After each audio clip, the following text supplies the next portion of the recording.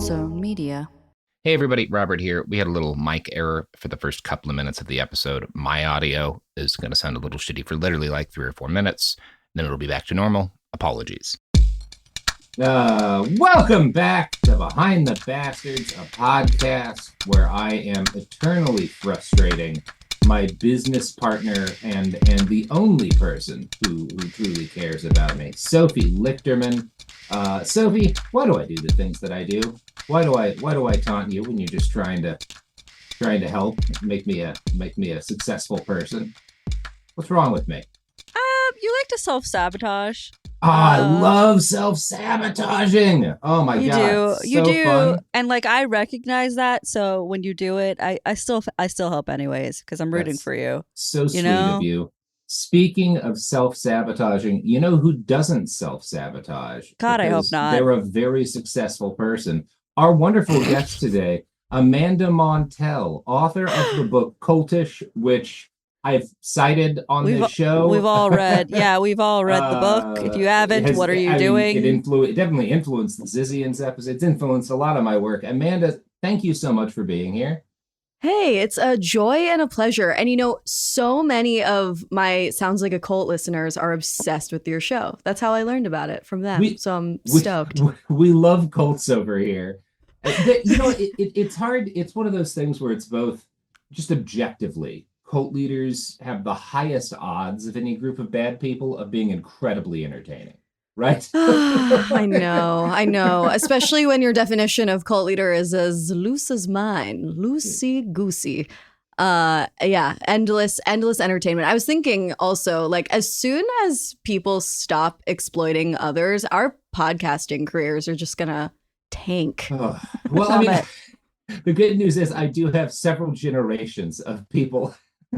Several hundred generations of people being shitty to each other to get through stuff. Oh, so true. No, your career stability is like on lock.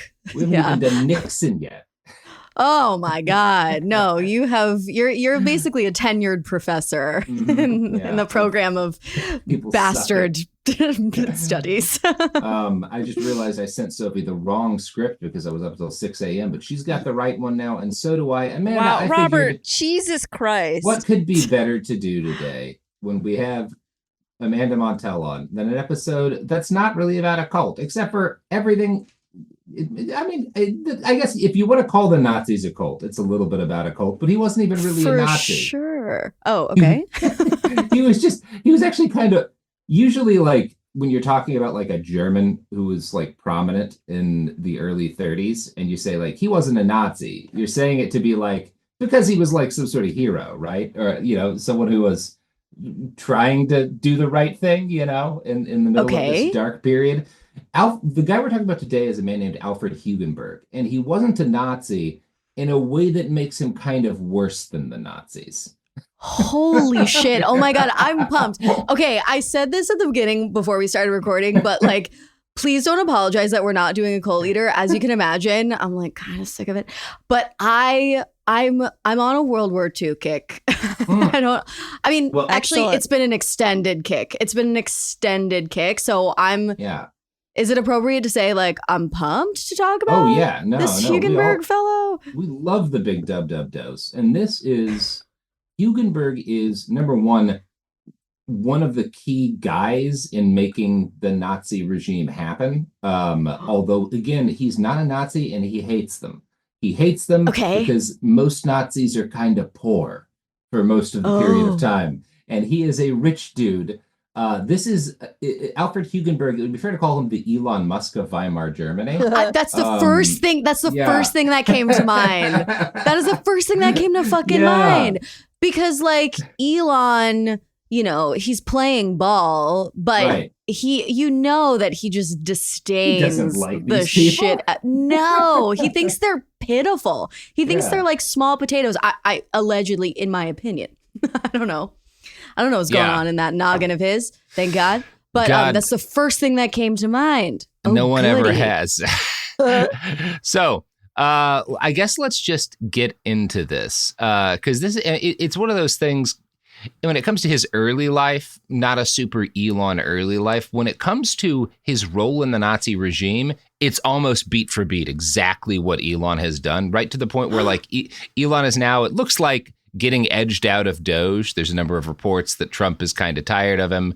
He said that he's stepping back.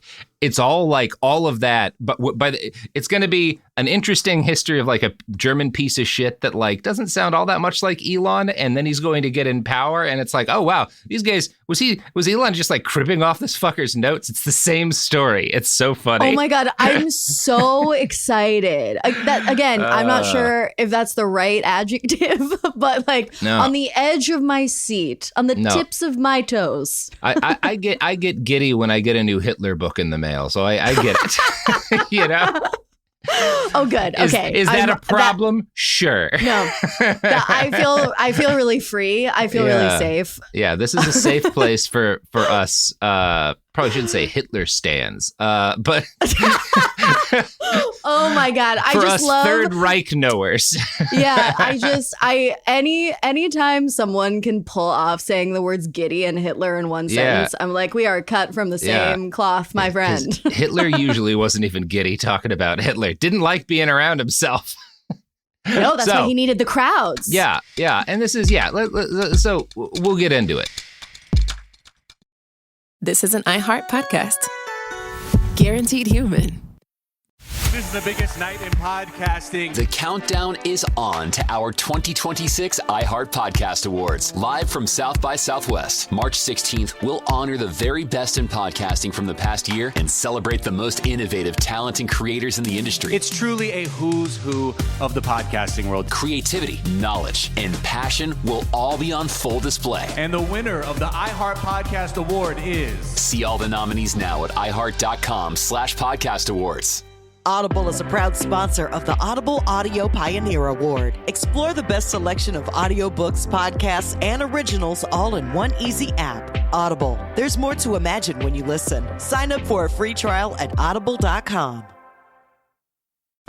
When segregation was a law, one mysterious black club owner, Charlie Fitzgerald, had his own rules. Segregation in the day, integration at night. It was like stepping in another world. Was he a businessman? A criminal, a hero? Charlie was an example of power. They had to crush him. Charlie's Place, from Atlas Obscura and Visit Myrtle Beach.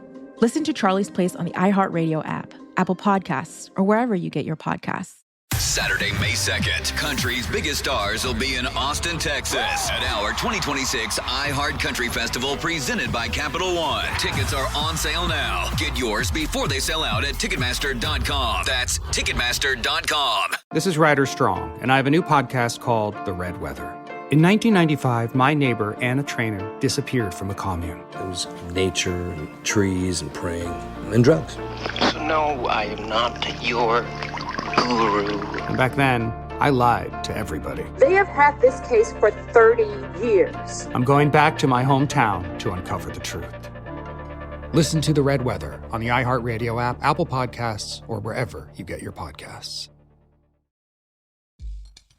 Alfred Ernst Christian Alexander Hugenberg was born on June 19th, 1865 in the city of Hanover, which 5 years or so later would become the city of Hanover, Germany. So again, he predates Germany by about 5 years. These are still just a bunch of states, with Austria being Prussia being the dominant one. Prussia. I was gonna say Prussia, and then I was like, if that's wrong, I'm gonna sound so dumb. It's all giving Prussian era. It's the goddamn Prussians, and the goddamn Prussians, like as a general rule, are they just pants Austria, not far from the time that he's born, right? Which is why Austria is on. Anyway. So the fact that Germany becomes a thing is largely the work of a fella named Otto von Bismarck, who orchestrated a series of wars, treaties, and alliances that culminated in the defeat of Napoleon III's France and the rise of the Prussian Kaiser as the emperor of all Germanic peoples, or at least because Austria-Hungary is still separate, most of the Germanic peoples. In those heady early days of Imperial Germany, people get very excited about the idea of Germany, right? It's like fucking Pokemon when it starts off, right? Folks can't get enough of Germany. They are. What are they trying to catch? Other Germans, right? Like, that's the goal. We got to get all the Germans. We got to Katamari all of the Germans into this thing. And that'll probably end well. Putting all the Germans in one box seems like it'll not lead to a series of world wars. So there's this kind of academic theory that's being promulgated, around this time. And obviously it's being promulgated before the formation of Germany, but it gets supercharged afterwards. And it's called pan-Germanism. And this is the assertion that Prussians and Bavarians and Saxons and, Hanoverians or whatever, shouldn't see themselves as different peoples, and certainly not as different nations, but as one united German people who have a manifest destiny to spread, not just in Europe, but across a grand colonial empire that ought to, because Germans are a great people and they deserve what the British have, right? There's a lot of this, they're very insecure, the Germans, in this period of time, right? And so there's a lot of, why don't we have a lot of stuff? Look at the British. The British have so much stuff. Why don't we have any stuff? Come on, guys. Ooh, here's a cult parallel. A cult leader is often someone with a little chip on their shoulder. Who's like, hey now. That's every Kaiser, to be honest. And it's certainly Otto von Bismarck. So they start being like, how are we going to create a space for us Germans that's worthy of the name? Now, these kind of nascent ideas, even though they're starting to gain traction, they're not universally popular, and not even within Germany, because among other things, these different German states have been fighting each other up until very recently, right? The Prussian Junker class, which is kind of like their nobility, has a bunch of ancestral privileges, right? That they maintain even once Germany becomes a thing, and they're not eager to give those up, right? They're like, what, you mean I have to give up my power over those uncouth Bavarians? No! And the idea not everybody's down to be pan, is what I'm gathering. No, not everybody. This is like, there's a lot of conflict over this. Now, the idea that Germany should expand colonially, largely in Africa, is less objectionable. People are very into this, but they're also not great at it, right? They kind of get like their attitude and everyone's attitude is they get kind of like the shitty pieces of Africa, like Namibia, a lovely place, but it's like a desert, right? It's not at the time seen as like, well, it doesn't have that much stuff for us to exploit compared to like what we want to be exploiting. And they're looking at the British who own like fucking a shitload of Africa, and like, what the fuck, guys? And so this is all what's going on as Alfred Hugenberg has his childhood. Now, unlike Elon, because we've made that comparison, he is not born into wealth or into really much privilege at all. Some people will say his upbringing was comfortable.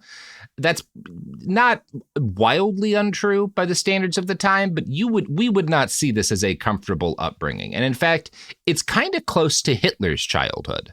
Alfred's dad is like a civil servant. He's a guy who works in the administrative state. And he dies when Hugenberg is very young. And Alfred is the only son in the family, which is also like Hitler. And the Hitler comparisons keep right on Hitlering, because both young men also spend their adolescent years aware of the fact that their mom, since their dad is gone, is incredibly financially strained, right? They have this pension, but none of the pensions are enough to take care of a family. And so it's a tremendously difficult time. And he can't not have been aware of the fact that they were poor now, right? Mm-hmm. So there are some other similarities between Hitler and Hugenberg. Both young men were moved to create art in their early years. Hitler becomes an obsessive devotee of the opera and has ambitions as a painter. Meanwhile, Hugenberg is a really talented creative writer with what biographer John Leopold described as, quote, a flair for literary expression. And, if you're a kid who's good at writing, that can be a great way to express yourself and to work through some of your trauma and stuff. Alfred does not do any of that. Sure. Which is actually a real difference, because Hitler throws himself whole hog into being an artist. He kind of sucks at it. Like he's not any good, but like totally tries. Yeah. Yeah. Oh, it's definitely giving like George W. Bush's painting endeavor. Yes. It's like, yes. I don't know. Although the order of operations was flipped. entered painting after his political tenure. Right, Maybe Hitler should have done that. I don't know. I gotta say, Hitler, better painter than George W. Bush. Okay, that's something. But less creative. Bush, there's a degree of where, like, okay, you're trying to like creatively represent how you feel about the people you're painting. Hitler was just sort of like, look at that building. What a great building. No, they were like really mid landscapes, 100%. He had no point of view, at least. No, exactly. Which probably says anyway. People have tried to psychoanalyze that shit for years. What's interesting to me about Hugenberg is that he has, and he'll write some books later, but he has like a literary skill. Like he could have been, a fiction writer or something like that. And L. Ron Hubbard. Well, hey, I didn't say he could be anywhere as good as LRH, Okay. Sorry. Sorry. Jumping to conclusions. The man who could put a 50,000 word novel out in just 7 hours of taking Reds. Just popping pills like you. I mean, we don't have the technology for someone to be as on amphetamines as L. Ron Hubbard was back then, right? Yeah, so true. Yeah, it really is like quite a special time and place. So Hugenberg chooses. What's kind of interesting to me is that Hugenberg doesn't just sort of like fail to explore his potential as an artist. He purposefully forces himself not to write, right? Not to make art, because he just like, that's silly. And that's like, artists are poor and I am not going to be poor. So thereby I'm going to stop myself from exploring this thing that I'm good at in order to study the things that will make me good as a businessman. Right. Huh. Yeah. Okay. Very self-flagellating. Interesting. Yes. Well, he very much is this like, this is not an appropriate thing for a man who wants to be rich to do. So even though this is what I want to do, I will stop myself from doing it. Because he is going to be rich. That's his like goal from the start. And he's going to make generational wealth, right? Like he wants his kids to help to part own the Reich. So he initially follows in his father's path. He studies the law and political economy in his secondary education. He does very well in school, very bright guy. And he has from the beginning a flair for money, which would have been noticed by his instructors from the jump. They also would have noticed his skill as a writer, but not for long, because he decides to quote unquote suppress his skill in order to focus on his career. Like he talks about it as like, I made a choice to smother the artistic side of me so that I could make more money. Now, Alfred makes a couple of friends, but he has no real hobbies outside of his business ambitions. And if he had anything we might term a pastime, it was thinking about the way that the state and the economy worked and how they ought to work, right? From a very early age, he's thinking about why do the economics of the time function this way? And like, how can I change them to function in what I would term as like better? So his first, while he's in college, effectively, he gets, he does his like dissertation, right? Which is his first book length publication. Like these are effectively books. And his first dissertation is titled Internal Colonization in Northwest Germany, which he finishes at the University of Strasbourg in 1891. In his book on Hugenberg, John Leopold writes, quote, "The young doctoral candidate analyzed in detail the role of the state in fostering economic growth. This volume depicted three themes which always undergird Hugenberg's political views. First, the state would have to assist the farmer and totally abandon a laissez-faire approach to agriculture. Second, the farmer would have to act as an entrepreneur and form a capitalist bulwark against Marxism. And third, Germany would have to expand its empire." So a couple of things are going on here. When we talk about internal colonization, Germany right now, the Imperial Germany includes a bunch of Poland, right? Now, if you're think back to your maps of Europe, Poles, not Germans. These are, within the boundaries of the German state, a colonized people. And Germany is sending German farmers into this occupied Polish territory to try to Germanify it. Right? Like that's very much what's going on. And Hugenberg's writing about that, but he's also writing about like, there's not really enough Poland for us. Like maybe we could get some more, I don't know. But also we need to be taking more of Africa because we need to continue like kind of shotgunning these farmers out. And we can't just sort of let the market take care of them because then they might not succeed. Like it's part of this. he's not really talking all that much in racial terms, although he is a racist, but he's very much, the conclusions he comes to are identical to the ones Hitler is going to come to thinking through racial terms, which is interesting to me. Whoa.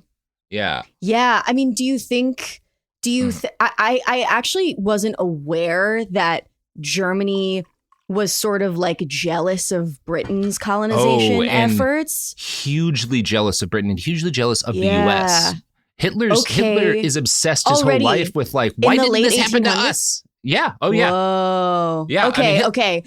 That's key context because if a whole nation, a fledgling nation, whatever, a nation that's trying to build itself has, a like popular kid in school to look up to and feel jealous of, that can create, to use the school analogy, some kind of like incel inferiority complex type behavior, which is what I'm getting here. This is exactly what's happening to all of Germany. Yeah. And for an idea of like how bad this is, we've talked about this on the show. Hitler grows up obsessed with the cowboy novels of a guy named Karl May. Karl May is like the J.K. Rowling of his day. He is a children's book author who writes these books about like his experiences in the American West fighting alongside Indians. And they're all lies. Like he's a con man. But Hitler is obsessed with this. He like mails copies of them to his generals on the Western Front. But all of Germany is, in the late 1800s and early 1900s, obsessed with U.S. like with westward expansion, right? Yeah, rugged, masculine expansionism, manifest destiny. Yeah. But also there's this feeling like, well, America is obviously destined to be a great nation. God has just given them this empty continent with no people on it that they get to take. They're jealous. And Hugenberg, this is such a foundational aspect of German, like the German character, that like to this day, there are festivals to this guy in Germany, and like people will do the equivalent of like U.S. Ren fairs where they're dressing up as Native Americans in Germany. This happens today. Stop. No, it's a whole thing. It's a massive deal.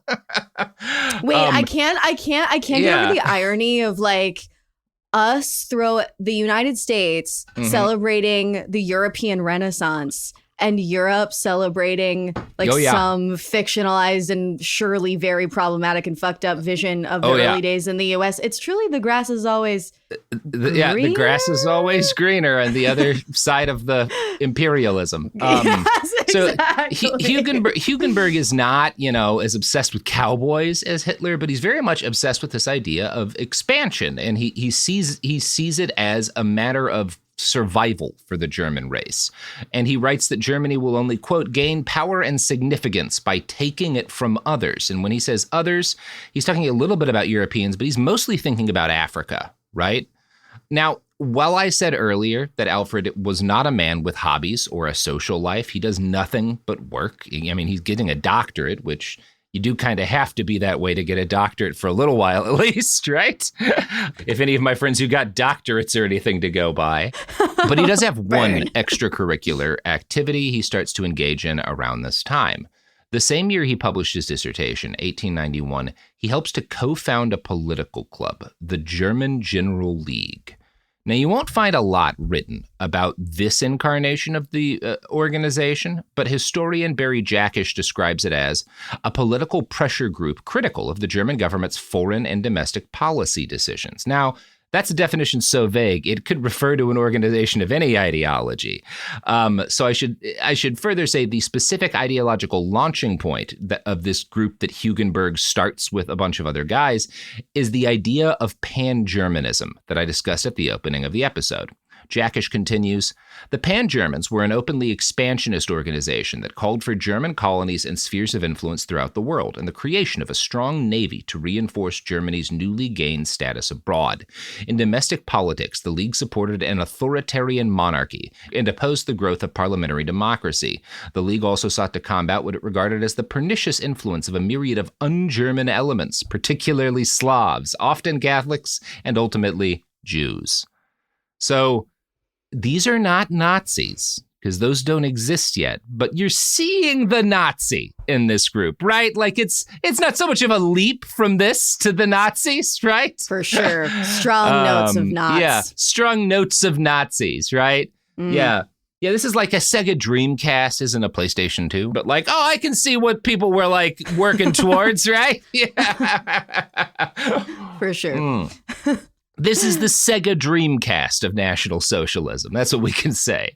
So, and also they are playing Crazy Taxi, so a lot of direct elements to the Sega Dreamcast. I'm going to guess nobody gets my Sega Dreamcast jokes, but whatever.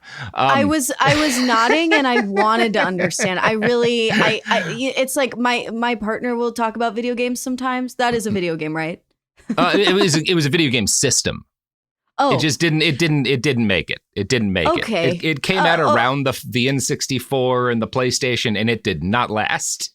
Oh, I'm sorry to hear that. Anywho. We all are. It's a tragedy that rends at me to this day, like the death of my grandfather. So sorry. So Alfred is a founding member of this group, but he's not like the singular driving force behind it. When I say founding, there's like a bunch of guys who get together to make this thing.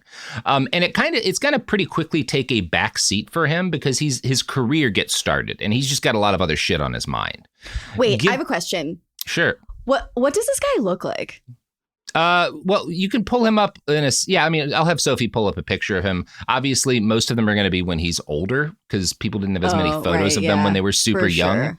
Yeah. But 1865. That was well, he's born in 60.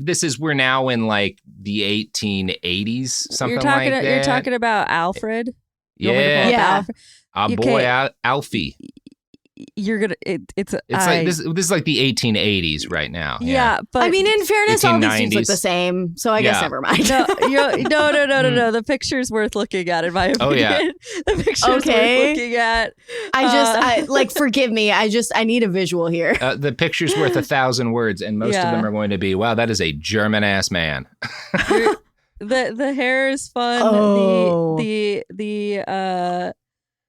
I'm not the mustache is fun. Okay, I'll describe it. There we go. There's Alfie Dude. H.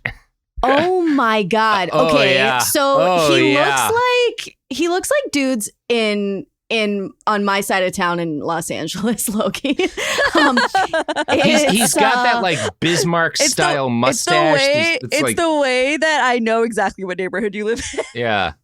Oh yeah, let's not dox me, but this is what I'll say. This is what I'll say. His mustache is shaped like Squidward from SpongeBob's legs. Yeah. Yes, that's exactly it. Yes. And it's white, and his glasses are perfectly round. They're Harry Potter glasses, honestly. He's got Squidward legs as a mustache. Squidward's legs as a mustache, like perfectly round Harry Potter glasses. And his haircut, if you've seen the movie Falling Down, he's got like an old man high and tight. Like it's a remarkable combination of things.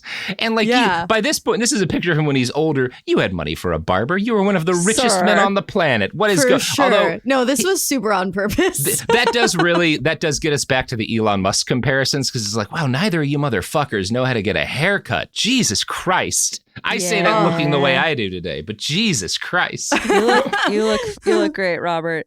So, although similar to Elon and Alfie, the hairline is impressive. I mean, obviously and Elon he did not have the ability to have a Turkish man's hair transplanted onto his scalp. Yes, that is not a Turkish man's hair. That's all Hugenberg. Totally, which is honestly amazing, especially considering that he was such a bad person. You would think that that would have affected his hairline. Some terrible people are graced with an incredible head of hair, like Fabio. There is no rhyme I don't know or reason that Fabio was a bad person. I'm just insulting him for no reason. Who knows? Given his humble beginnings, Hugenberg started his career as an entry-level civil servant. So he has no nepotism to benefit from, right? He's not getting like a head start. He's going to get ahead because he's good. He becomes a member. He gets hired for the Prussian Settlement Commission in Posen, which again is Prussia had conquered this chunk of Poland. and they have a commission to help settle it, and he is helping to manage that from 1894 to 1899. This gives him a degree of influence in the German state's attempts to reform some land use policies that were essentially holdovers from the medieval era, right? They've got these kind of medieval policies on like the aristocracy owning land that slow down colonizing it, because a lot of land is just meant to be like where this duke or whatever hunts. And it's great if you're a duke, and it's actually probably pretty good from like a wildlife conservation aspect, but it's really bad from a farming, you know? And Germany's whole thing is we don't have enough food. We can't make enough food to not die on our own, right? And this is constantly on our minds. So again, Posen is it's an internal colony within Germany.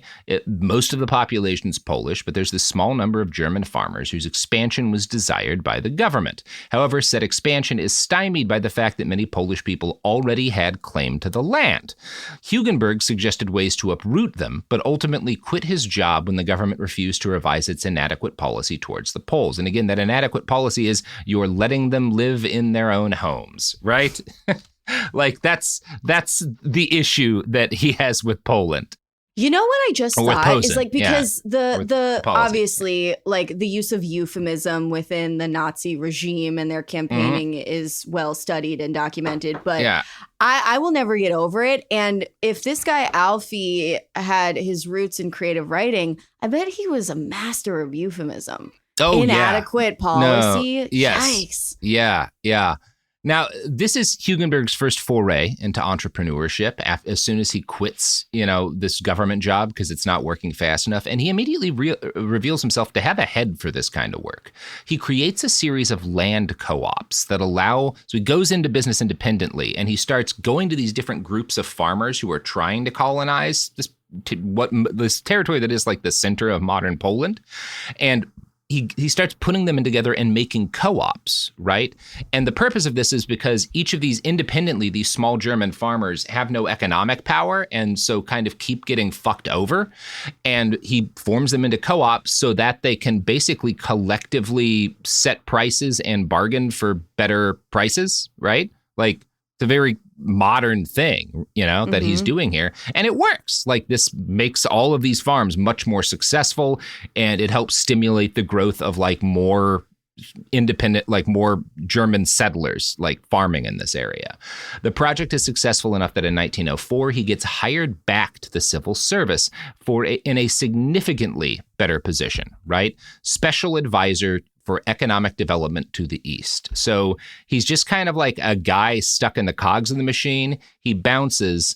He has this incredibly successful co-op thing for all these farmers, and it does well enough that now he's the special advisor for all economic development in the East. Now, one of the things that's going on in the East, as I had insinuated earlier, is in Prussia, you've got all these Junkers, right? Who are they're like the nobility, right? And these guys are also a lot of like the fighting nobility, because like Prussians are warriors. That's what you do if you're a Prussian Junker. But they also have these vast family estates, often with thousands of acres of land, and they're just kind of fucking around on them, right? They're the aristocracy does that everywhere they can. And so Hugenberg doesn't want things to work that way. He wants this land to be freed up if it's not being farmed for more farmers to buy it. Now, like all conservative Germans, and Alfred is very conservative, his interest is in autarky, right? He wants the state to be able to produce all of its own necessities. We just had the tariffs come down yesterday. It's kind of the same idea, right? Conservatives never quite get over this. What if we didn't need anyone else? And it's like, I don't know, man. Do you like kumquats? Because that's kind of critical that you trade. Do you like computers? Yeah. Yeah. Fuck. Jesus. It's a little more understandable in this period as a German, because they're always aware of like, okay, well, we've got Russia on one side and they don't always like us. And we got France on the other and they don't always like us. And then the English control the seas. So we're really easy to starve. It would be great if we could grow enough food to not starve. Mm-hmm. So Hugenberg set to work applying his 3 principles to the problem of all these giant useless estates going unmanaged. Being a practical guy, he came up with what seemed like a simple solution, and he published a book about his work with the farming co-ops in Posen and how similar tactics could be used to encourage the rapid accumulation and deployment of capital to properly settle the East. Alfred insisted that the state's role in all of this was not to stick with the traditional Junker view of property, and instead to use its power to encourage competition. He wanted them to pass laws to confiscate large unproductive estates and resettle them with small farmers who would form co-ops. I won't give Hugenberg credit for a lot, but this probably would have worked. And I base this on the fact that basically 100% of the time shit like this got tried and peasants were given access to large areas of raw land to split up and manage in common, productivity increased. And it especially increased over the old way of, quote, letting some rich guy use it as a private park, right? It's just more effective in a farm in terms of yield. However, the rich guys that Hugenberg wants to dispossess are the rich guys, right? These are the people running things because the Prussians are kind of the most powerful group within Imperial Germany, and they don't like that Hugenberg wants to take their shit. I'm going to quote from Leopold's book here. Confronted with strong opposition from Junkers and others opposed to this proposal, state officials hesitated in their advocacy of this legislation. Hugenberg scorned their pedantic political conscience and again left the civil service. So he's like, fuck you guys. I'm going home. You know, I'm going to go do my own thing now. I tried working through the government. It's useless. Word. Yes. You know what's not useless? You know what should be the government? The products and services that support this podcast. They should run the country. Why not? Could they be worse? Could it be worse? Maybe. Segregation in the day, integration at night. When segregation was the law, one mysterious black club owner had his own rules. We didn't worry about what went on outside.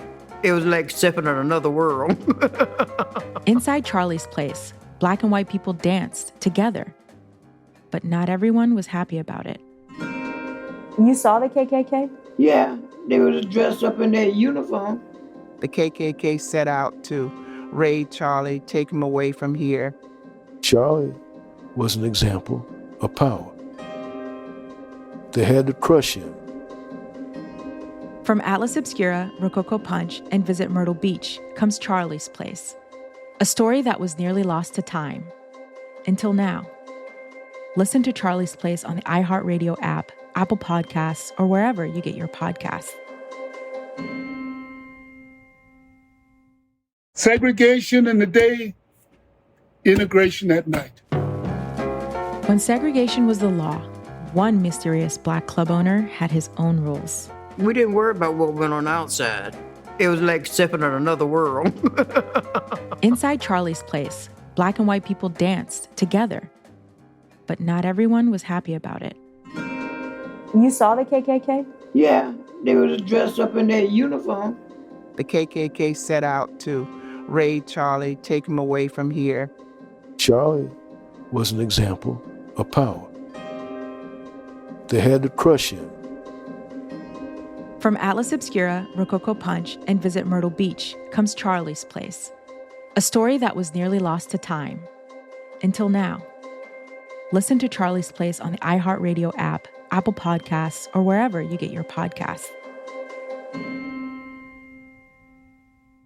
I'm Anna Navarro, and on my new podcast, Bleep with Anna Navarro, I'm talking to the people closest to the biggest issues happening in your community and around the world. Because I know deep down inside right now, we are all cursing and asking what the bleep is going on. I'm talking to people like Julie K. Brown, who broke the explosive story on Jeffrey Epstein in 2018. These victims have been let down time and time again for decades and decades and decades by local law enforcement, by federal law enforcement, by administration after administration. The Justice Department, through, I think we counted 4 presidential administrations, failed these victims.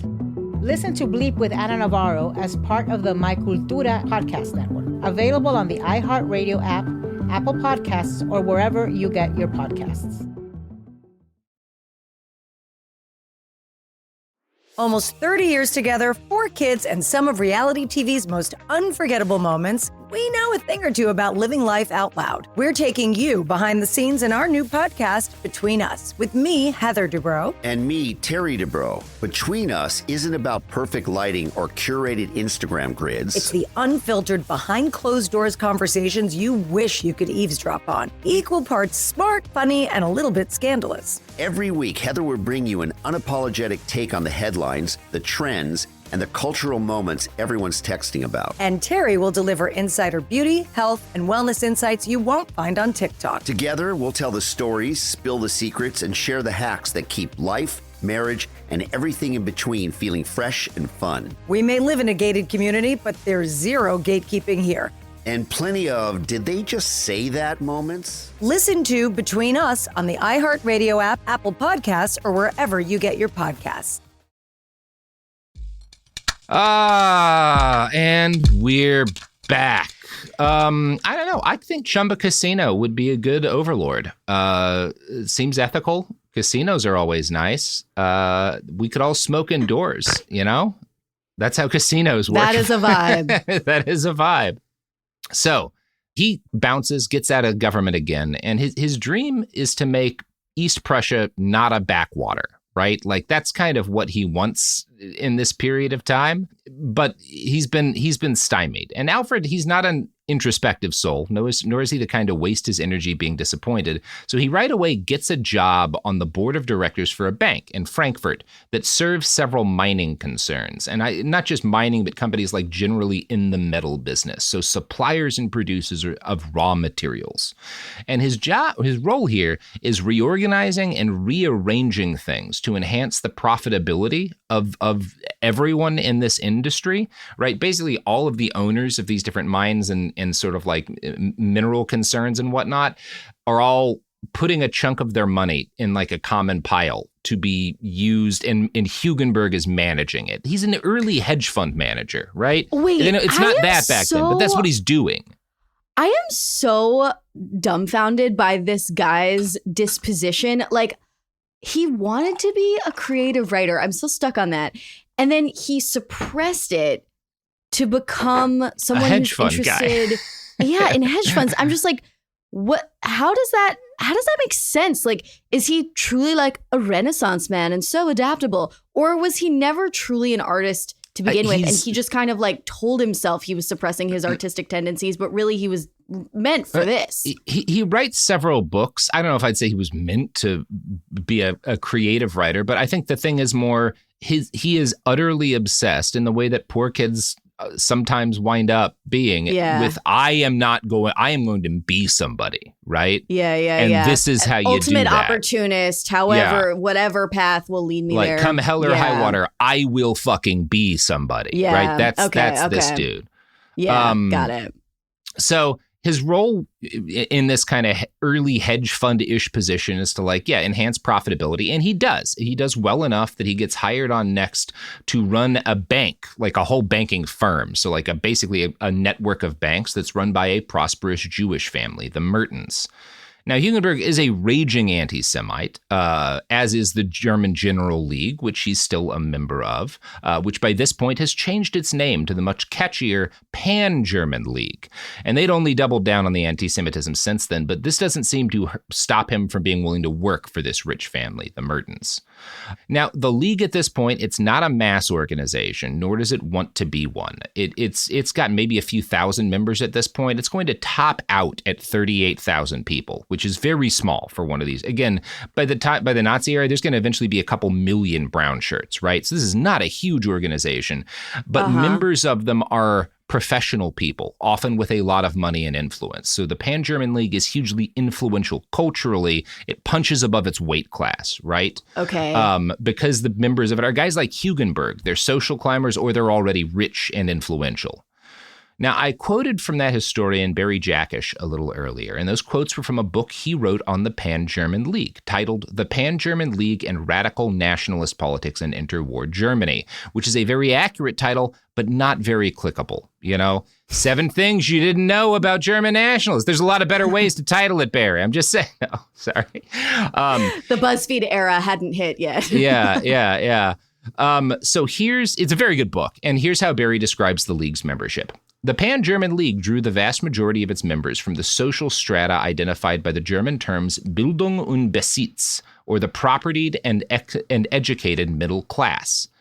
And this is where we get to a very important and very German prerequisite for the rise of the Nazis, one that doesn't get discussed a lot. We love to talk about, and I do it on this show, the things that graph exactly to shit that's been happening in the U.S. when we talk about the fall of Weimar and the rise of German fascism, because there are a lot of similarities, but there's a lot of differences too, which is, I think, are important to emphasize now, because I think some people get like, oh my God, we've done all these other things that are similar to Weimar. We're destined to do this. We're not. Right. It can go different for us. And part of why is because like it is a very different culture. We're not Germany at any point in time. You know? Wait, I actually have two questions about that. Yeah. Well, no, I have a comment and a question. So bringing it to cults, people do the same thing, making comparisons between Donald Trump and Jim Jones, and we and including myself, like you, I love to point out rhetorical similarities, the way that they weaponize euphemisms and nicknames. For sure. And,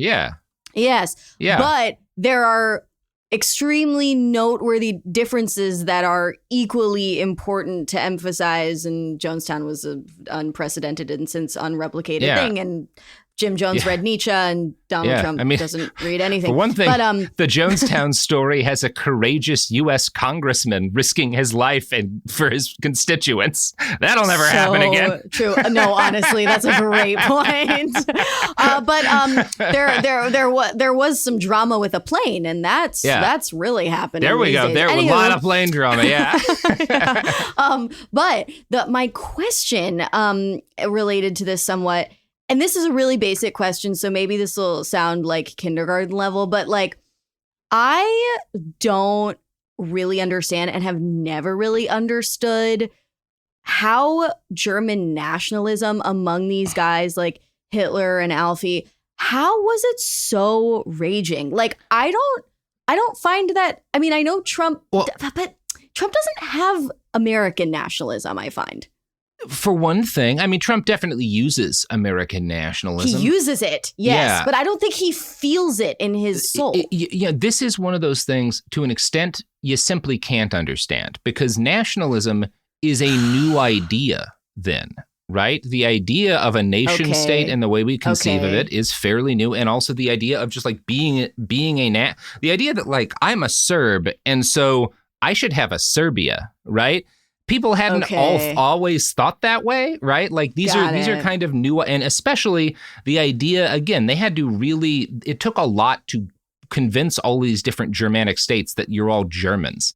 There's a story I'm going to tell in a little bit that I think will make some of this make a little bit more sense. Yeah.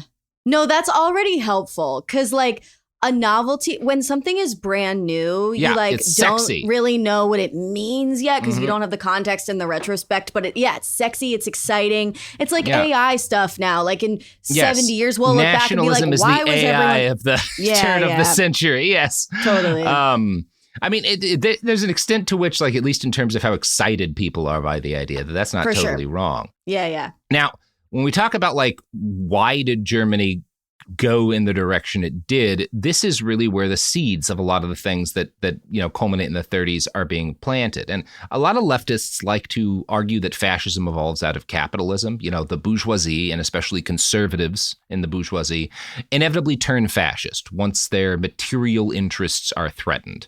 Now, we'll leave out now talk about how accurate that is a depiction of what's happening in the United States right now, but seeing things that simplistically misses some very important aspects of how Nazism got going in Germany. Because Nazism is a radical political movement. Nazis don't like conservatives. In fact, they kill a lot of them, right? That's not they don't target them the way they do the left in any way, but they are not a conservative movement, and they don't see themselves as conservatives. And they're not really very keen on capitalists either, although a lot of capitalists eventually do support them out of self-interest. I'm saying this because Hugenberg is never a Nazi in the ideological sense of the word. He is a monarchist, and he is a social and economic conservative. And the Pan-Germanic League, while there's things in it you can see as like, oh, I see how Nazism arrived from this. It's more that the soil is the same, right? And so the plants have some similar characteristics that are coming up. The Pan-German League is not going after the Nazis are initially going after like the poor and downtrodden, right? Those are Hitler's like earliest recruits and like veterans, disaffected veterans. That's not who the Pan-Germanic League is going after. It is laser targeted at the group of people that Leopold identifies as Bildung and Besitz. And there's another term for that group, and that term is Bildungsbürgertum, right? And that is, crudely, we might say the upper middle class. It means literally the cultivated bourgeoisie. In his book, The Fateful Alliance, historian Hermann Beck writes, Germany owed its reputation in scholarship, administration, and technical expertise to this numerically small but socially influential university-trained elite. The Bildungsbürgertum was a uniquely German phenomenon that originated as a distinct social class in the second half of the 18th and early 19th centuries. And these are the people who run things. They're not the people who are in charge of things, right? That's generally the nobility. They are the people who are being delegated the task of actually making shit happen, right? Because they have the educations. And this is a class that in the earliest period, including where we're up to, the 1890s, is a progressive and liberal class.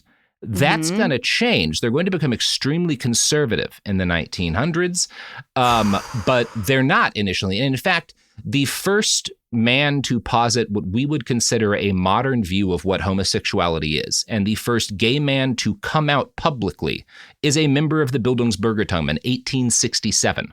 The first modern guy, both to, and when I say a modern understanding of homosexuality, this guy, Karl Ulrichs, comes to a conclusion that homosexuality logically is something I'm born as, right? This isn't a choice. And it was viewed as both a choice and as like a deviant thing, right?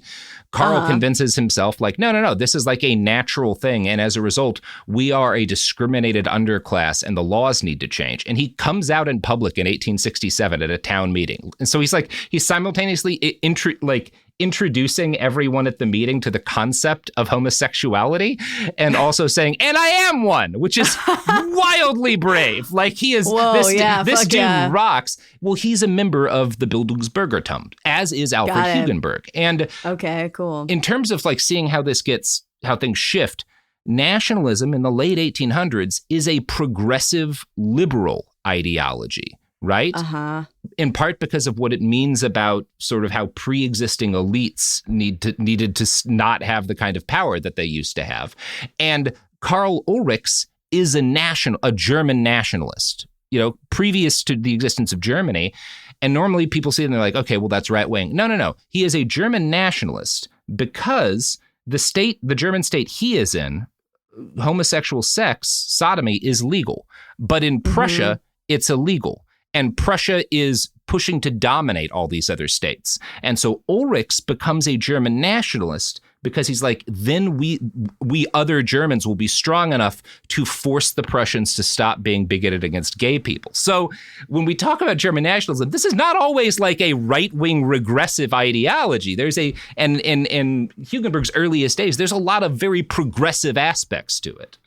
It is utterly fascinating that living through present political times, we think this label that describes this particular group of thinkers, that correlation will be perennial. That will always mean that.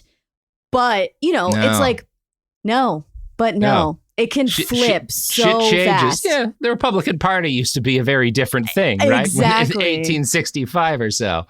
So from the beginning, this uniquely German class, the Bildungsbürgertum, was characterized by a close relationship to the state, since its strongest component came from the upper echelons of state bureaucracies in various German states. In addition to the people who are kind of running the government, there's also a lot of professors, university professors are generally of this class, as well as a lot of prominent lawyers, right? And the origins of this entire social class actually trace back to a guy named Wilhelm von Humboldt. Humboldt was an educational reformer in the early 1800s who remakes the whole Prussian education system. And he is a big believer in the power of the individual to reach their full potential, or Bildung, through education, right? Among other innovations, he codifies the idea of a national school system for kind of the first time in the West that starts with primary school and then secondary school and then university education. Everyone adopts this. The foundations of our education system, such as it is, are traced directly back to Humboldt and his reform of the Prussian system, right? Whoa. He is basically the father of the concept of universal mandatory education, which is paid for by the state. And it's one of those, there's a lot of modern day criticisms of the Prussian system. People will argue it only exists to provide soldiers, right? And so the school's just trying to make you into a good soldier for capitalism. And that's not 100% wrong. These were Prussians, so that was a big part of why they wanted to educate people, so they'd be useful for the state. But Humboldt's also a very progressive guy for his time, and it would not be fair to categorize him as some sort of weirdo fascist, because that's just not what's going on at this point in time. He was not trying to make students into little robots. His goal was was a citizenry who was capable of reasoning, thinking outside of the box, and actively learning, so as to better serve the state, but he wasn't trying to lock people into a little box.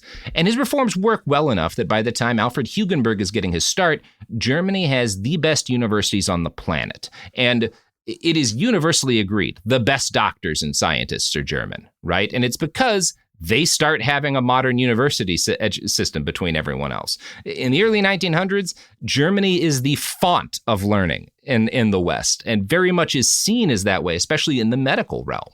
And that's a huge part. This class that Hugenberg is a part of, the Bildungsbürgertum, they're characterized by their belief that education makes people better, and because we're educated, we're better, right? Better, like morally better? Yes. Or better, yes, very much that way too. Yes.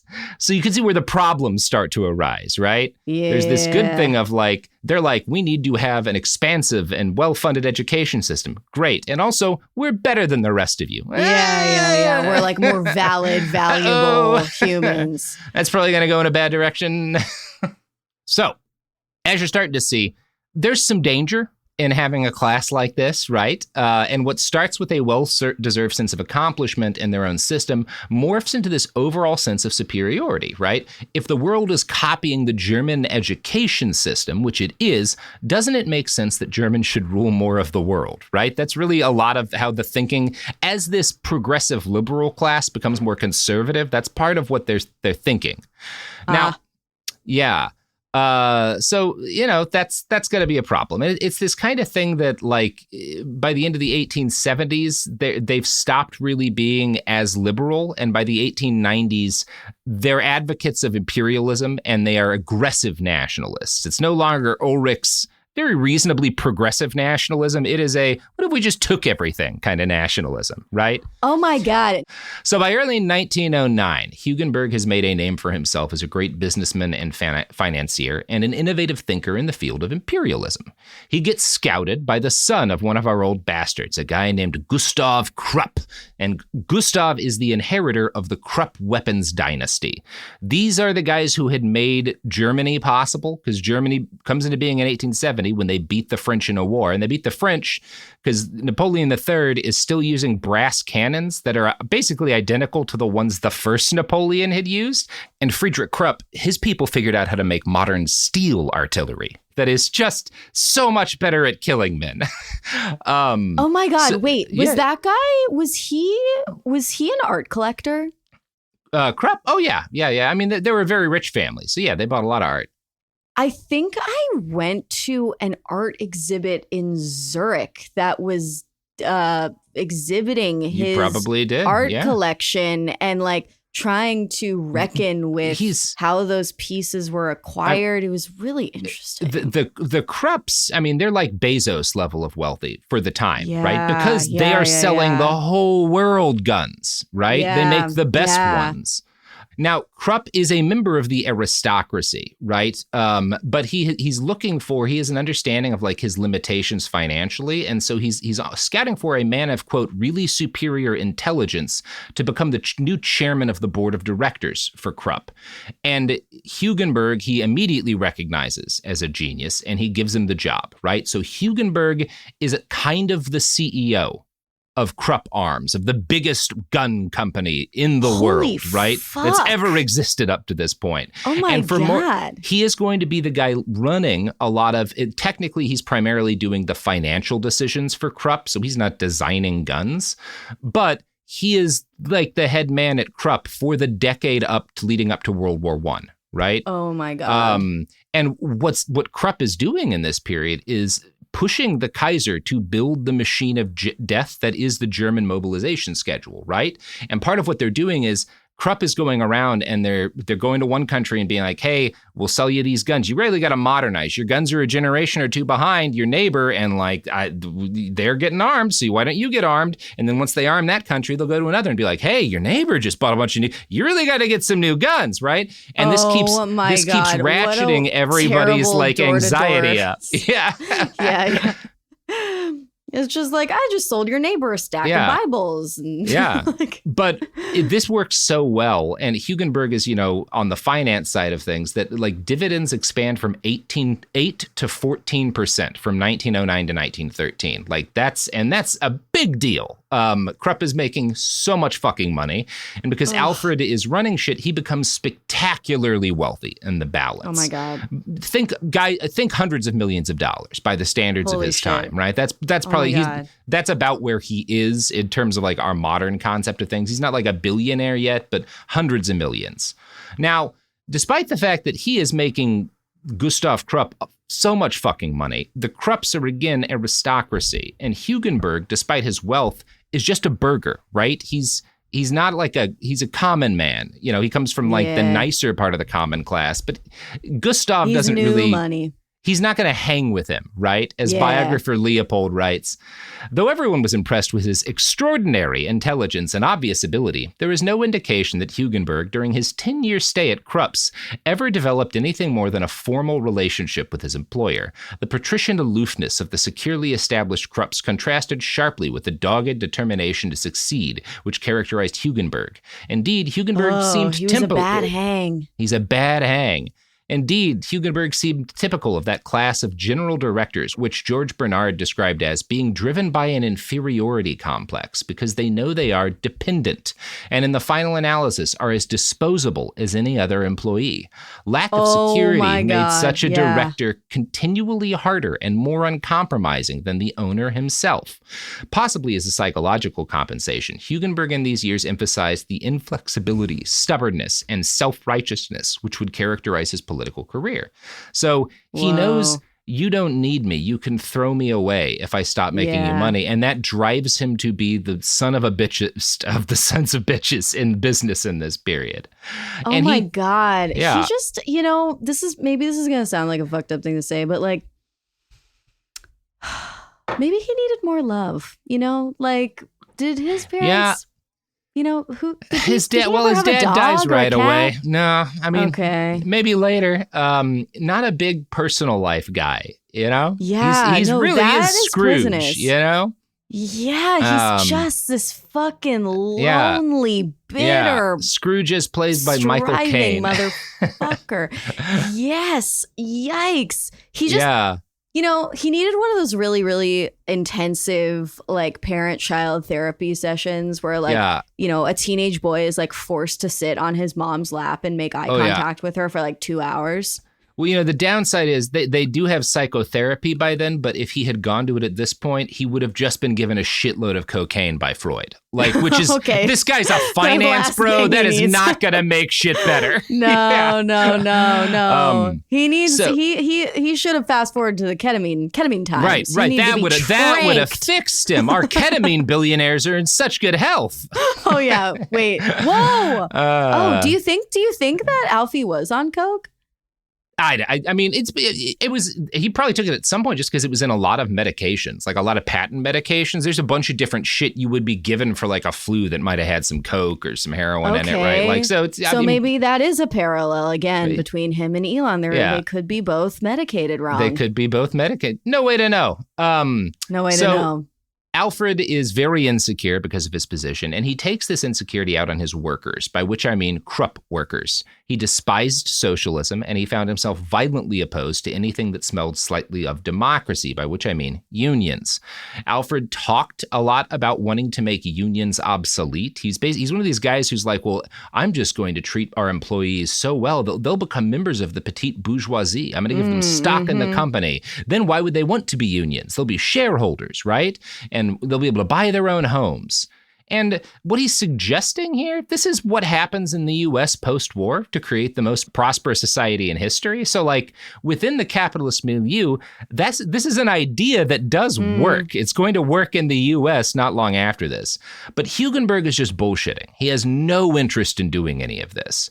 As Leopold notes, quote, working and living conditions did not change much during Hugenberg's tenure. He ultimately did find himself forced to work with what he called yellow unions, which are trade unions that aren't allowed to strike, right? So he'll work with these guys because they don't actually have any teeth. But as a rule, he found even that kind of union disgusting. And he starts pushing internal propaganda within Krupp that depicted management and employees, in Leopold's words, quote, not antithetical classes, but common producers of shared wealth, you know? You and Krupp, the plutocrat who owns all of this money by pushing everyone towards World War I, you're really the same. You know, that's the propaganda. He's not good at propaganda at this stage. Now, got it. Yeah. And again, the wealth's not actually being shared. And this is something Alfred and his fellow industrialists would acknowledge cheerfully. They don't think you should share wealth. They are social Darwinists. They believe the poor and working class can only be trusted with a certain amount of money. And if they have any more than that, they'll fritter it away on harmful nonsense because they're just not smart enough to reinvest it into the German arms industry, right? Which is obviously what a smart man does with his money. Sure. By 1912, Hugenberg was one of the most prominent men in the entire Reich. He was awarded the Red Order of the Eagle by the Kaiser. Now, this is one of dozens of made-up awards that the Kaiser would give different Germans over the years in order to because you need to have a bunch of fake awards to hand each other so everybody can wear a uniform that looks fancy. Yeah, and it's worth noting. It's the Nexium sash. It's the Nexium sash, yes. Of Germany at this time, yes. And Alfred's Red Order medal is third class with a bow. I don't know what that means. Leopold writes. That sounds dumb. Yeah. At the ceremonies, the chairman of the board delivered a masterful speech criticizing the attempt to use universal male suffrage as a means of imposing class rule on the Reich. He insisted that neither voting nor legislation would advance the workers, but only a very much richer, very much greater, and very much more powerful Germany would be continued to ensure continued benefits for the industrial proletariat. And so in the speech, he's saying the only thing that can make the poor, the working class, more comfortable is if we steal everything from the rest of the world. That's your only hope, guys. Damn. Cool stuff. Speaking of stealing everything from the rest of the world, Sophie, should we show them our sponsors? I don't think we're stealing things from the rest of the world, but you never know. I steal shit sometimes, Sophie. Like cable. Allegedly.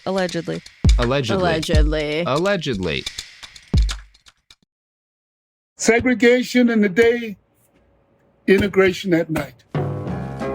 When segregation was the law, one mysterious black club owner had his own rules. We didn't worry about what went on outside. It was like stepping in another world. Inside Charlie's place, black and white people danced together. But not everyone was happy about it. You saw the KKK? Yeah, they was dressed up in their uniform. The KKK set out to raid Charlie, take him away from here. Charlie was an example of power. They had to crush him. From Atlas Obscura, Rococo Punch, and Visit Myrtle Beach comes Charlie's Place, a story that was nearly lost to time. Until now. Listen to Charlie's Place on the iHeartRadio app, Apple Podcasts, or wherever you get your podcasts. Segregation in the day, integration at night. When segregation was the law, one mysterious black club owner had his own rules. We didn't worry about what went on outside. It was like stepping in another world. Inside Charlie's place, black and white people danced together. But not everyone was happy about it. You saw the KKK? Yeah, they were just dressed up in their uniform. The KKK set out to raid Charlie, take him away from here. Charlie was an example of power. They had to crush him. From Atlas Obscura, Rococo Punch, and Visit Myrtle Beach comes Charlie's Place, a story that was nearly lost to time. Until now. Listen to Charlie's Place on the iHeartRadio app, Apple Podcasts, or wherever you get your podcasts. Almost 30 years together, 4 kids, and some of reality TV's most unforgettable moments, we know a thing or two about living life out loud. We're taking you behind the scenes in our new podcast, Between Us, with me, Heather Dubrow. And me, Terry Dubrow. Between Us isn't about perfect lighting or curated Instagram grids. It's the unfiltered, behind-closed-doors conversations you wish you could eavesdrop on. Equal parts smart, funny, and a little bit scandalous. Every week, Heather will bring you an unapologetic take on the headlines, the trends, and the cultural moments everyone's texting about. And Terry will deliver insider beauty, health, and wellness insights you won't find on TikTok. Together, we'll tell the stories, spill the secrets, and share the hacks that keep life, marriage, and everything in between feeling fresh and fun. We may live in a gated community, but there's zero gatekeeping here. And plenty of did they just say that moments? Listen to Between Us on the iHeartRadio app, Apple Podcasts, or wherever you get your podcasts. I'm Anna Navarro, and on my new podcast, Bleep with Anna Navarro, I'm talking to the people closest to the biggest issues happening in your community and around the world. Because I know deep down inside right now, we are all cursing and asking, what the bleep is going on? I'm talking to people like Julie K. Brown, who broke the explosive story on Jeffrey Epstein in 2018. These victims have been let down time and time again. For decades and decades and decades, by local law enforcement, by federal law enforcement, by administration after administration. The Justice Department, through, I think we counted 4 presidential administrations, failed these victims. Listen to Bleep with Anna Navarro as part of the My Cultura podcast network. Available on the iHeartRadio app, Apple Podcasts, or wherever you get your podcasts.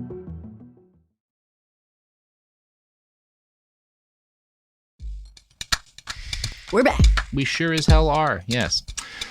So now, as I said, during this whole period, one thing that's going on is this cycle where Krupp will send their arms merchants abroad and say, hey, your neighbor just bought all these great cannons or, this machine gun, and they're thinking of using it, so why don't you get some more guns?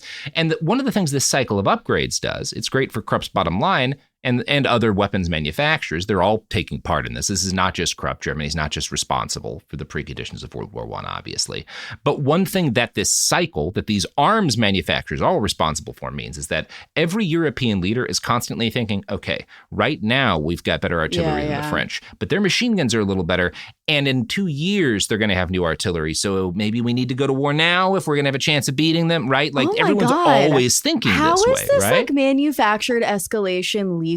Like this sounds... Because these people own the government or run the government to a big extent. Yeah, like... And, it's so fucked up. Mm-hmm. Yeah, it's great. So Hugenberg profits from this process, and he may have been more directly involved than even just like running the finances and benefiting it, because he winds up involved in a huge scandal right in late 1912 to early 1913. He's implicated significantly in what's called the Kornwalser affair.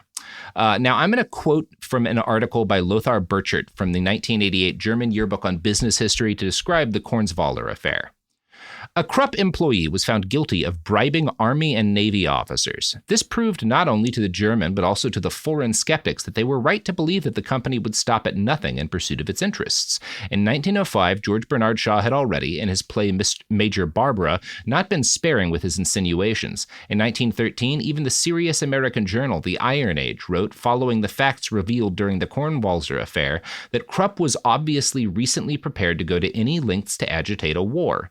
Even before the First World War had really started, H.G. Wells had already decided who was the real culprit. In the center of this disaster, which had finally become a world catastrophe, is Kruppism, the dirty, violent trade with the tools of death.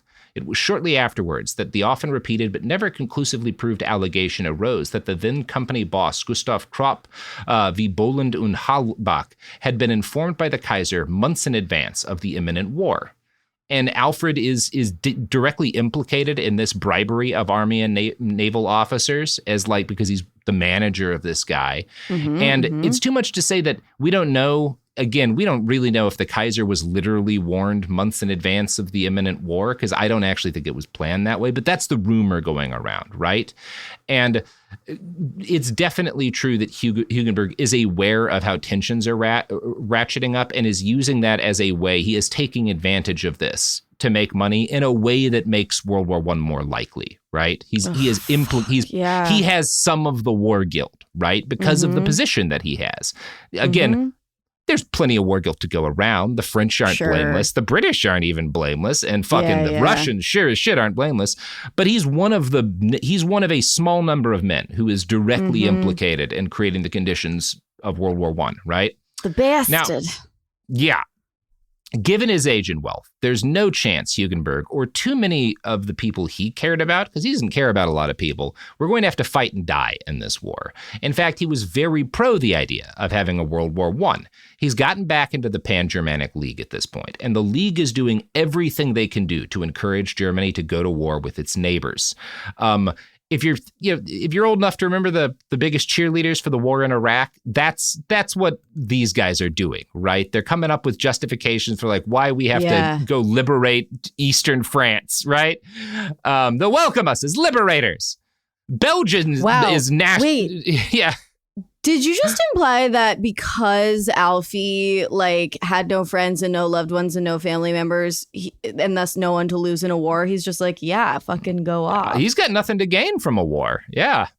Or nothing to lose. Yeah. Well, nothing to lose. You're right. Sorry, I fucked up. Yeah. And it sounds like he is. Yeah. Ultimately, he's doing life wrong, but he's doing life very wrong. Yeah. And to make things worse, he's cajoling European powers to arm each other, both in his job as an arms dealer and through this social club that he's helping to run. And then in 1912, something terrible happens. It's the same year of the Kornwalser affair. The Social Democrats win big in that year's German elections. And Germany is a parliamentary monarchy, right? They have a parliament. The Kaiser is often described as an absolute ruler, and he can overrule most things, right? But there is a parliament, and they don't have zero power, and the Social Democrats win big that year, which scares the shit out of Alfred and people like him, right? So he starts talking to other rich reactionary nationalists, and he tries to sell them on an idea he's had, which is he wants to create a cartel of the producing classes. In other words, he wants to get all of the rich business owners together and form a union of rich guys to collectively bargain in their own interests, right? He sees what union is. Not a yellow, a gold. A gold union. Yes, exactly. And this is a thing. He's not alone in thinking this. A lot of magnates in the Ruhr, and the Ruhr is Germany's industrial heartland. It's where the guns get made, right? And a lot of the guys who run and own the mines and the companies making raw materials and the companies turning those raw materials into weapons and other stuff, they're all thinking along the same lines. And so in 1913, he is hired to chair the board of directors for an organization that pools money from mine and factory owners in the area for profit. And part of the goal here, he's not just investing it, he is spending it to benefit them. Part of the idea is you will spend a chunk of our money. We all give 1% or whatever, right? And that money accumulates and you spend it to influence the culture right? To put out news and stuff and propaganda that's positive for us. Hugenberg is going to be running that project, right? Because these guys, these industrial magnates, have the billionaires of their day have come to the conclusion that if we can just change the news stories poor people read, poor people will stop trying to get our money, you know? Like, yeah. Wow. Okay. So when you said that he wasn't good at propaganda yet. And well, also, this is a very Musk thing, right? Like, we're coming to the he buys Twitter part, right? So again, Hugenberg is not a skilled propagandist in terms of he doesn't make propaganda, nor does he like write it. He's not drawing it or anything like that, but he sees the need for propaganda and he's good at hiring people who are good at stuff. So in 1914, he uses a bunch of this pooled corporate money to form a holding company called Ausland GmbH. A month later, that company forms a subsidiary named Ausland Anzeigen.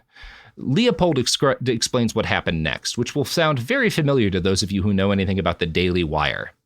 Ausland Anzeigen was established to study foreign publications and to coordinate the advertising of heavy industrial firms interested in exports. So he's sending out people to study foreign media propaganda and bring back advice so that they can create news outlets that will represent the interests of the rich, right? That's what he's doing. Now, this is initially just an advertising thing, right? Like the idea is, and that way we'll make better ad propaganda. But the study of foreign ads expands to a general study of foreign propaganda. And this kind of conclusion starts to develop that, like, you know what, ads, that's not the best way to propagandize people.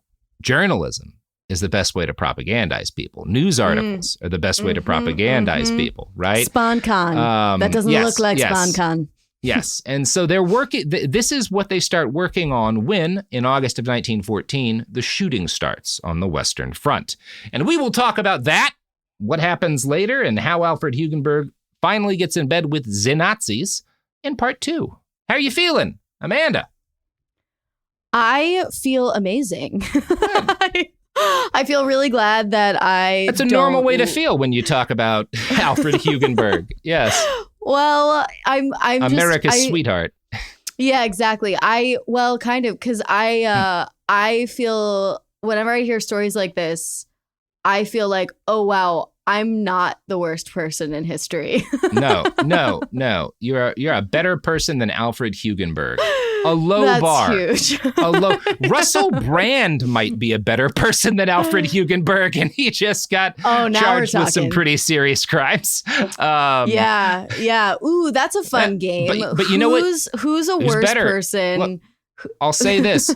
Very few historians blame Russell Brand for the outbreak of World War I. Almost never, almost never. Yeah. Honestly, would be super impressive if he'd managed that somehow. I would love to talk to a historian who's like open to discussing a working theory that Russell Brand had something to do with war. Just like a photo of him in the background in Sarajevo as the Archduke drives past. Oh my God! Yeah, Russell Brand, he does have sort of a time traveler's styling to him. It is one of those. He could have been from any era at all. There's some guys like Matt Damon. You put Matt Damon in like a historical movie from 120 years ago. I'm sorry. Matt Damon has, as people have said, Matt Damon has a face that knows what a smartphone is, right? Like you just can't. That's you can't. So true. But yeah, Russell Brand, if I saw him in a picture from like 1848, I'd be like, no, that's good. He might belong there. Yeah. Oh my God, that's so Probably funny. committing sex crimes there, but he might belong there. For sure. Yeah. I mean, he belongs there as much as anywhere, which might be nowhere. But do you ever see people IRL in 2025 who are like, whoa, you have a face that looks like an old sepia toned, like faded print from the late 19th century? Because I do sometimes. Yeah, no, I get that a lot, actually. You get it yourself. You're like, every time I look in the mirror. Yeah. All right. Well, Amanda, you got any pluggables before we roll out of part 1?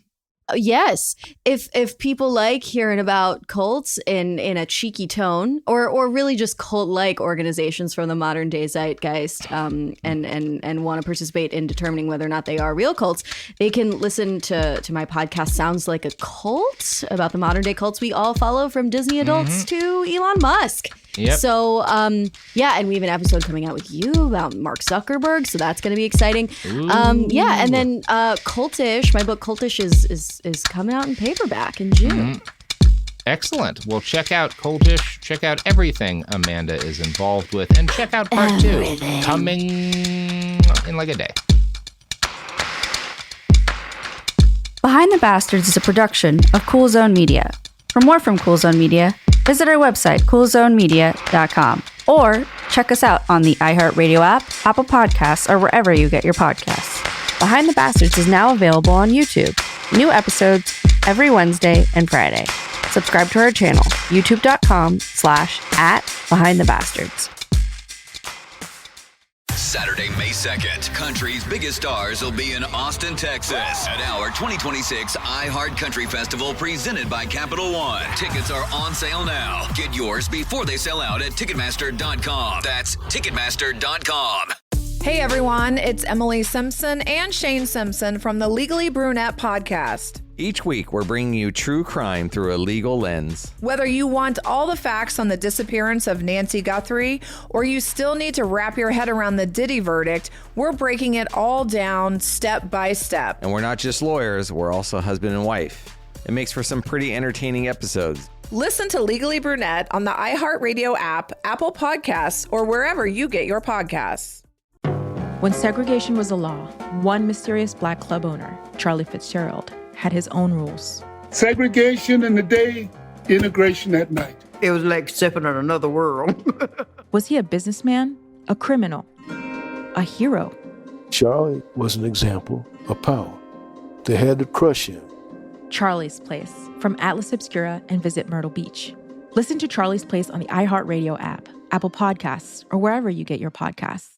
This is the biggest night in podcasting. The countdown is on to our 2026 iHeart Podcast Awards. Live from South by Southwest, March 16th, we'll honor the very best in podcasting from the past year and celebrate the most innovative talent and creators in the industry. It's truly a who's who of the podcasting world. Creativity, knowledge, and passion will all be on full display. And the winner of the iHeart Podcast Award is... See all the nominees now at iHeart.com/podcast awards.